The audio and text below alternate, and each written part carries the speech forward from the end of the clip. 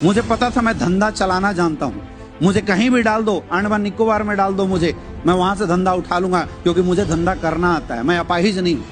मुझे पता है बिजनेस होता कैसे। मुझे किसी भी शहर में बस एक सिंगल आदमी का लिंक चाहिए, मैं उस शहर में कारवा खड़ा कर सकता हूँ। ये टैलेंट मैंने सीखा है। मैंने कभी डिपेंडेंसी नहीं दिखाई। आज तक 11 साल के अंदर मैंने कभी अपलाइन को नहीं बोला मेरा सिंगल चेक बना दो या मेरे टीम में बंदे डाल दो, मेरी डाउनलाइनों को चला दो, मेरा टीम चला दो। मैंने सिर्फ बोला साथ देना, खड़े रहना, जब मैं गिर जाऊं तो उठाने के लिए चला आना। और मेरे दोस्त ये वजह है पिछले 7 साल के अंदर स्लीपियस वेलनेस में 18 लाख से ज्यादा लोगों का नेटवर्क बनाया।